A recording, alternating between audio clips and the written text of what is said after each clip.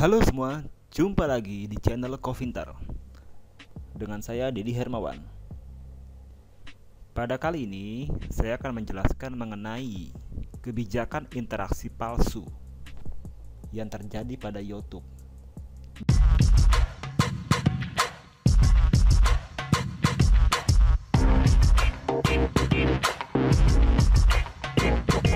Misalnya sub for sub, di mana YouTuber pemula saling melakukan sub for sub untuk mendapatkan subscriber baru, untuk menambah jumlah subscriber, ataupun menambah jam tayang dari channel yang sudah pernah diterbitkan. Berikut panduannya. Cari tulisan atau cari di pencarian Google kebijakan interaksi palsu YouTube. Maka langsung muncul di bagian paling atas kebijakan interaksi palsu bantuan YouTube Google Support. Kita dapat mempelajarinya sebagai berikut. Hal-hal apa saja yang mengakibatkan channel kita mengalami dihapuskan atau dihentikan, ataupun juga algoritma YouTube mendetek atas kebijakan interaksi palsu. Berikut penjelasan dari YouTube atau bantuan YouTube. Kebijakan interaksi palsu. Keselamatan kreator, penonton, dan partner menjadi prioritas tertinggi kami, dan kami mengharapkan Anda semua membantu kami melindungi komunitas yang unik dan penuh semangat ini. Anda perlu memahami panduan komunitas kami dan peranannya dalam tanggung jawab kita bersama untuk menjaga YouTube tetap aman. Luangkan waktu Anda untuk membaca kebijakan berikut dengan cermat. Anda juga dapat membuka halaman ini untuk membaca daftar lengkap panduan kami. YouTube tidak mengizinkan pengguna metode yang dapat meningkatkan jumlah penayangan, suka, komentar, atau metrik lainnya secara buatan, baik melalui penggunaan sistem otomatis atau dengan menyediakan video kepada penonton yang tidak menaruh curiga. Selain itu, konten yang semata-mata ada untuk mendorong penonton agar berinteraksi guna meningkatkan interaksi, seperti penayangan, suka, komentar, dan sebagainya juga tidak diizinkan. Konten dan channel yang tidak memenuhi kebijakan ini dapat dihentikan atau dihapus dari YouTube. Penting, jika Anda mempekerjakan seseorang untuk mempromosikan channel, keputusan yang mereka buat dapat mempengaruhi channel Anda. Metode apapun yang melanggar kebijakan kami dapat mengakibatkan video atau channel dihapus. Baik itu tindakan yang diambil oleh Anda atau seseorang yang Anda pekerjakan. Kami menganggap suatu interaksi bersifat sah ketika tujuan utama dari pengguna manusia adalah untuk berinteraksi dengan konten tanpa adanya paksaan atau penipuan, atau ketika satu-satunya tujuan dari interaksi adalah memperoleh keuntungan finansial. Jika Anda melihat konten yang melanggar kebijakan ini, harap laporkan kepada kami. Petunjuk cara melaporkan pelanggaran pedoman komunitas tersedia di sini. Jika menemukan beberapa video atau komentar yang ingin dilaporkan, Anda dapat melaporkan channel tersebut. Arti kebijakan ini bagi Anda. Jika Anda memposting konten, jangan memposting konten di YouTube jika sesuai dengan salah satu deskripsi di bawah ini. Yang pertama adalah konten yang menautkan atau mempromosikan layanan pihak ketiga yang dapat meningkatkan jumlah penayangan, suka, dan subscriber secara buatan. Yang kedua adalah konten yang menautkan atau mempromosikan situs atau layanan pihak ketiga yang dapat meningkatkan jumlah penayangan atau subscriber secara ilegal.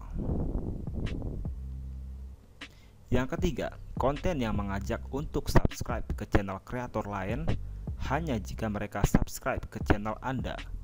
Sub for sub. Ya, di sini dijelaskan di bagian ketiga ini, konten yang mengajak untuk subscribe ke channel kreator lain hanya jika mereka subscribe ke channel Anda. Sub for sub. Catatan, Anda diperbolehkan mengajak penonton untuk subscribe, mengklik tombol suka, membagikan atau memberikan komentar ya. Jadi misalnya kita di situ mengajak untuk melakukan subscribe, itu masih boleh ya, mengklik tombol suka juga, atau membagikan atau memberikan komentar, itu diperbolehkan. Yang keempat, konten yang menampilkan kreator yang membeli penayangan dari pihak ketiga dengan tujuan untuk mempromosikan layanan. Kebijakan ini berlaku untuk video, deskripsi video, komentar, live stream, dan produk atau fitur YouTube lainnya. Perlu diperhatikan bahwa ini bukanlah daftar lengkap. Oke. Contohnya berikut adalah beberapa contoh konten yang dilarang YouTube.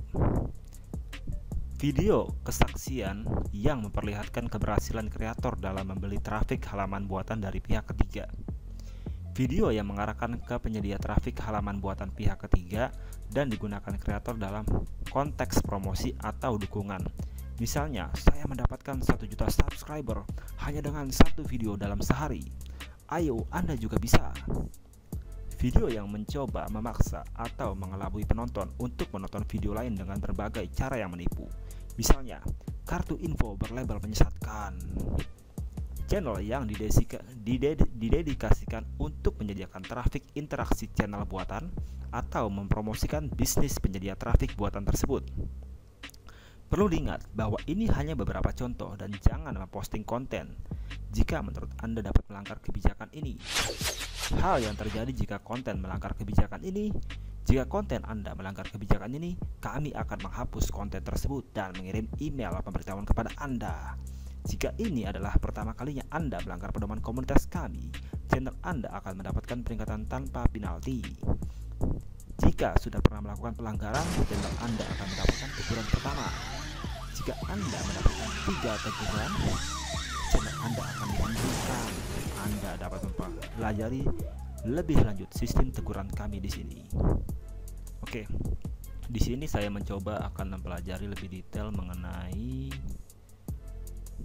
arti kebijakan, cara mengukur interaksi. Nah, jadi ini adalah algoritmanya, cara mengukur interaksinya. Kita lihat ya bagaimana algoritmanya. Jumlah subscriber yang ditampilkan di lokasi berikut diperbarui secara real time. Halaman channel, pengalih akun, halaman tonton video, situs dan aplikasi pihak ketiga yang menggunakan YouTube Data API. Ya, jadi ada pihak ketiga nih yang menggunakan YouTube Data API. Jumlah subscriber di YouTube Analytics dapat berbeda dengan jumlah yang ada di channel YouTube. Ya, di sini kita perhatikan nih. Jumlah subscriber di YouTube Analytics dapat berbeda dengan jumlah yang ada di channel YouTube Anda. Jumlah yang tercantum di YouTube Analytics lebih lambat, sekitar 48 jam. Keterlambatan ini mengharuskan kami melakukan verifikasi tambahan dan peninjauan spam sehingga jumlahnya akurat. Trafik halaman yang dianggap tidak sah tidak akan dihitung oleh YouTube dan dapat menyebabkan akun Anda menerima teguran. Akun dan subscriber yang ditangguhkan dan teridentifikasi sebagai spam tidak akan disertakan dalam penghitungan jumlah total subscriber atau penayangan Anda. Mereka bukanlah penonton aktif sehingga penghapusan mereka tidak akan berdampak pada penayangan atau waktu tonton Anda. Jika salah satu video Anda dihapus karena manipulasi jumlah penayangan, lihat halaman ini di pusat bantuan untuk mempelajari lebih lanjut. Jadi jelas ya, jika kalian melihat tampilan di YouTube Analytics berbeda dengan jumlah yang ada di channel ya, di mana jumlah channel mungkin lebih besar daripada jumlah YouTube Analytics. Ini terjadi karena jumlah yang tercantum di YouTube Analytics lebih lambat, sekitar 48 jam. Keterlambatan ini mengharuskan kami melakukan verifikasi tambahan dan peninjauan spam sehingga jumlahnya akurat. Ya, ini jelas yang terjadi saat ini. Ya, YouTube sudah membuat. Bagi kalian yang subscribe, perhatikan peraturan ini. Ya, perhatikan apakah jumlah subscribernya menurun, jumlah jam tayangnya menurun. Itu karena terjadinya identifikasi spam oleh YouTube. ya. Jadi ini adalah algoritma yang dibuat oleh YouTube untuk mengetahui mana yang sub for sub, mana yang mencoba untuk menonton tayangan berdasarkan sub for sub. Demikian informasi dari Kofintar. Terima kasih dan jangan lupa untuk channel Kofintar untuk subscribe. Terima kasih.